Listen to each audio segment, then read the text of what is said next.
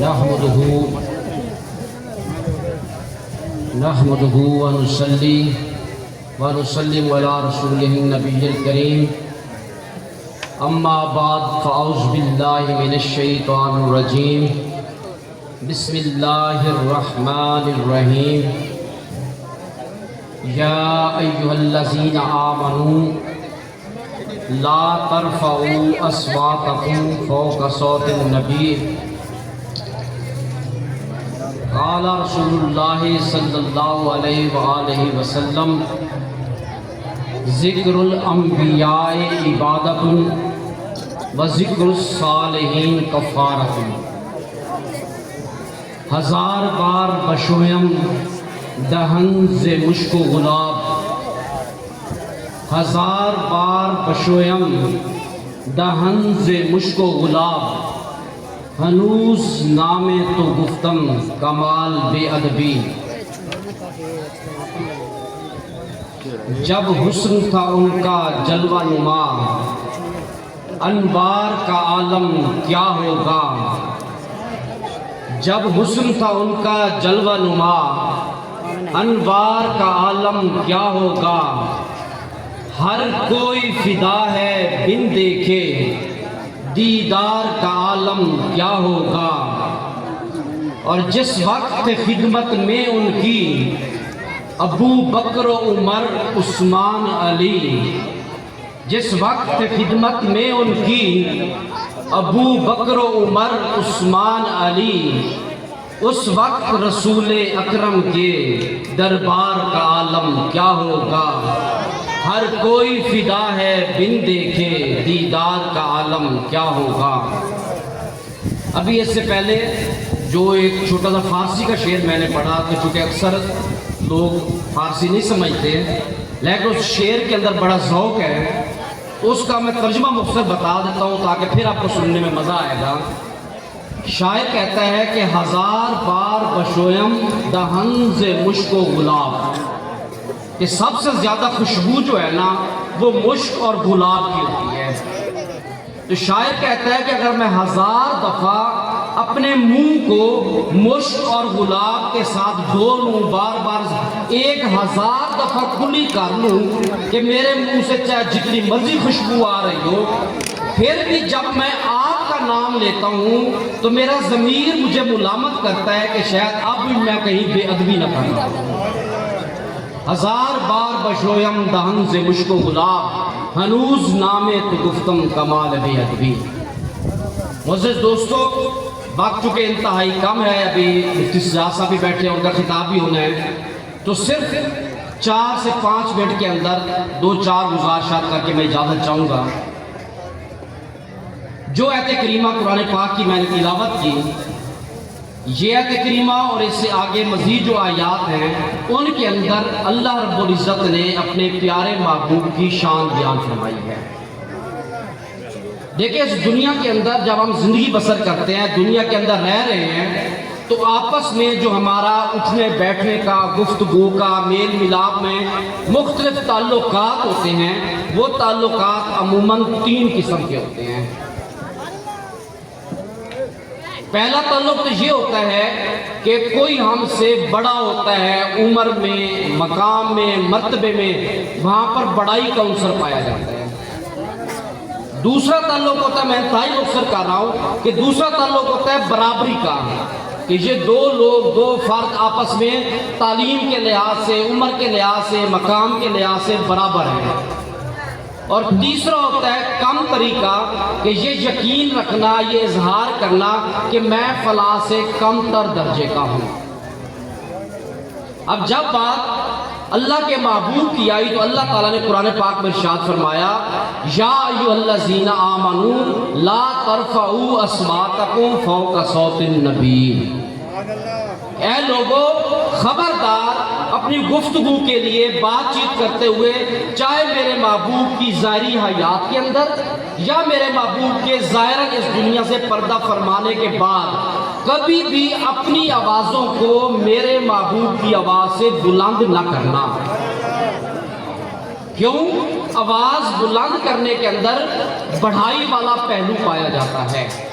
اگر تم میرے محبوب کے مقابلے میں اپنی آواز بلند کرو گے، اونچا بولو گے، تو اس سے یہ عنصر پیدا ہو سکتا ہے کہ خدا نخواستہ کہیں تم میرے محبوب کے مقابلے میں اپنے آپ کو بہتر ظاہر کرنا چاہ رہے ہو۔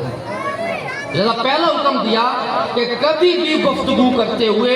اپنی آوازوں کو میرے محبوب کی آواز سے بلند مت کرنا۔ پھر دوسرے نمبر پہ ارشاد فرمایا وَلَا تَجْهَرُوا لَهُ بِالْقَوْلِ كَجَهْرِ بَعْضِكُمْ لِبَعْضٍ، کہ میرے محبوب سے کبھی برابری کا تصور بھی نہ کرنا۔ جس کا تم آپس میں ایک دوسرے کو تکلف چھوڑ کر بالکل آپس میں بیٹھے ہوئے یاری دوستی کے اندر آپ اپنے فرینکلی گفتگو کرتے ہو، ایک دوسرے کے مقام کا، عزت احترام کا خیال نہیں رکھتے، یہ سمجھتے ہو کہ فلاں میرے جیسا ہے، میرے برابر ہے، تو خبردار جس طرح تم آپس میں ایک دوسرے کو برابر کہہ لیتے ہو، میرے محبوب کی برابری کا کبھی تصور بھی نہ کرنا۔ اب سوال پیدا ہوتا ہے کہ اگر آواز بلند کر لی یا برابری کا تصور ہو گیا تو اس کی سزا کیا ہوگی؟ اللہ تعالیٰ نے ارشاد فرمایا کہ اے میرے بندو، اگر تم نے اپنی آوازوں کو میری محبوب کی آواز سے بلند کیا یا تم نے میرے محبوب کو اس طریقے سے مخاطب کیا جیسے آپس میں ایک دوسرے سے بات چیت کرتے ہو، میرے محبوب کے ادب کا خیال نہ رکھا، احترام کو چھوڑ دیا، احترام کا دامن تم سے چھوٹ گیا، اللہ تعالیٰ نے ارشاد فرمایا ان تحبط اعمالکم وانتم لا تشعرون۔ سبحان اللہ۔ کہ میرے محبوب کی بے ادبی کی سزا یہ ہے کہ چاہے تم ساری زندگی نمازیں پڑھتے رہو، روزے رکھتے رہو، حج کرو، زکوٰۃ دو، پوری زندگی نیکیاں کرتے رہو، لیکن اگر تم نے میرے محبوب کی بے ادبی کر دی تو اس کی سزا کیا ہے کہ ان تحبط اعمالکم، کہ تمہاری ساری زندگی کے نیک اعمال اٹھا کر تمہارے منہ پر مار دیے جائیں گے، اور صرف منہ پر نہیں مارے جائیں گے، ساتھ ہی فرمایا وَأَنْتُمْ لَا تَشْعُرُونَ، تمہیں پتہ بھی نہیں چلے گا۔ ایک تو یہ ہے نا کہ تمہارے اعمال تمہارے منہ پر مار دیے جائیں اور تمہیں احساس ہو جائے کہ مجھ سے غلطی ہو گئی ہے، فرمایا اگر تم میرے محبوب کی گستاخی کرو گے تو تمہارے منہ پر تمہارے اعمال پھینک دیے جائیں گے اور تم ساری زندگی یہی سمجھتے رہو گے کہ میں بڑا نمازی ہوں، پرہیزی ہوں، تبلیغ کرتا ہوں، دعوت دیتا ہوں، لوگوں کو دین کی طرف بلاتا ہوں، لیکن اگر تمہارے نام اعمال کے اندر محبوب کی بے ادبی اور گستاخی ہوگی تو تمہارے وہ سارے اعمال اٹھا کر تمہارے منہ پر مار دیں۔ جب دو سے منع کر دیا تو تیسری چیز کیا فرمایا؟ ہمیشہ اپنے آپ کو میرے محبوب سے کم تر سمجھو۔ جب اپنے آپ کو میرے محبوب کے مقابلے میں کم تر سمجھو گے تو اس کے بارے میں اللہ تعالیٰ نے ارشاد فرمایا کہ جب تم اپنے آپ کو میرے محبوب کی بارگاہ میں جھکا لو گے، کم تر سمجھو گے، اپنے آپ کو جھکا کر رکھو گے، اس کا انعام یہ ہے کہ اللہ رب العزت تمہارے دل کو تقویٰ کے لیے چن لے گا۔ اگر تم برابری یا بڑھائی کا ظاہر کرو گے تو تمہاری دنیا اور آخرت تباہ ہو جائے گی، اور اگر تم میرے محبوب سے کم تر ہو کر رہو گے تو اللہ تعالیٰ تمہارے دلوں کو تقویٰ اور پرہیزگاری کے لیے چن لے گا۔ اگر ہم صحابہ کرام کی پوری زندگی کو دیکھیں، سیدنا ابن عباس رضی اللہ عنہ سے کسی نے پوچھا کہ آپ مفسر قرآن کیسے بن گئے؟ آپ نے کہاں سے پڑھا، کس سے تفسیر پڑھی، مفسر قرآن کیسے بن گئے؟ حضرت ابن عباس فرماتے ہیں کہ یاد رکھو میں نے کسی سے ایک لفظ نہیں پڑھا، میری زندگی کا معمول یہ تھا کہ جہاں بھی میرے آقا تشریف لاتے تھے میں آقا کے جوڑے مبارک جوتے اٹھا کر اپنی گود میں رکھ لیتا تھا، اور جب آقا جانے لگتے تھے کھڑا ہو کر جوتے پہنا دیتا تھا۔ ایک دن آقا کو میری یہ ادا پسند آ گئی، آقا نے ہاتھ لے کہا کہ یا اللہ ابن عباس کو قرآن کا فہم عطا فرما دے۔ اس ایک دعا کا صدقہ تھا کہ میں مترجم مفسر قرآن بن گیا۔ ایک اور صحابی ربیہ وہ فرماتے ہیں کہ میری زندگی کا یہ معمول تھا کہ میں صبح و شام دن رات آقا علیہ السلام کی خدمت میں رہتا تھا، آپ کے لیے پانی لاتا، وضو کراتا، مصلی بچھاتا، نماز پڑھتے، ادب کے ساتھ کھڑا رہتا۔ تو ایک دن آقا خوش ہو گئے، فرمایا سال ربیہ سوال کر کیا مانگتا ہے جو تو روزانہ میری خدمت کرتا ہے؟ تو صحابی تھے، بڑے سمجھدار تھے، انہوں نے دنیا کی کوئی چیز نہیں مانگی، انہوں نے کہا انی اسألک مرافقتک فی الجنہ، آقا اگر آپ کچھ دینا ہی چاہتے ہیں تو چھوٹی سی عرض ہے کہ جس طرح کی آپ کی خدمت دنیا میں کرتا ہوں یہی خدمت جنت میں بھی مجھ سے لے لیں۔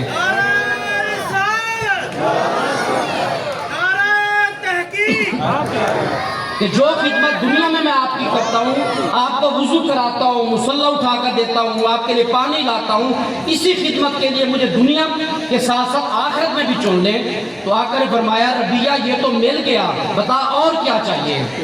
ربیہ سمجھدار تھے، وہ کہنے لگے آقا اگر یہ دے دیا ہے اس کے علاوہ مجھے کچھ نہیں چاہیے،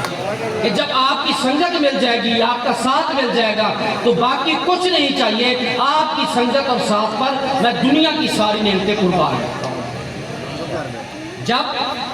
سیدنا فاروق اعظم رضی اللہ تعالیٰ عنہ نے خلیفہ کا حلف اٹھایا، خلیفہ بنے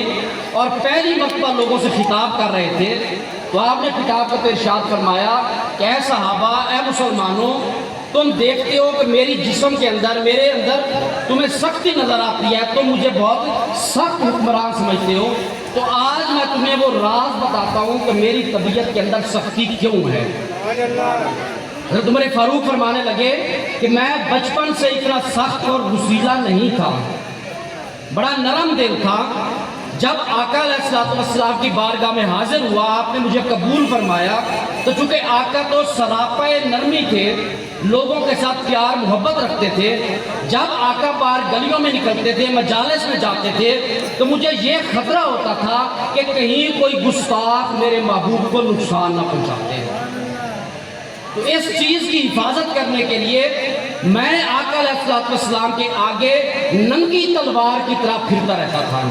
اگر مجھے کوئی گستاخ نظر آتا اس کو اٹھا کر باہر پھینک دیتا تھا کہ کہیں وہ بدبخت میرے محبوب کو تکلیف نہ پہنچا دے۔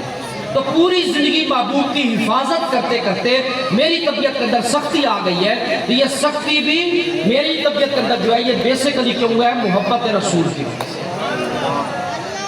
جس نے تجھے محبوب رکھا اللہ کا وہ محبوب بنا، جس نے تجھے محبوب رکھا اللہ کا وہ محبوب بنا، جسے ہوتی ہے قد تجھ سے اسے کر دیا رب نے بھی رد جانا، اور تقویٰ کی نشانی تو ہے ہی تعظیم تیری تکریم تیری، تقویٰ کی نشانی تو ہے ہی تعظیم تیری تکریم تیری، گستاخ جو تیری شان میں ہے وہ سب سے بڑا ہے بدجانا۔ سبحان اللہ۔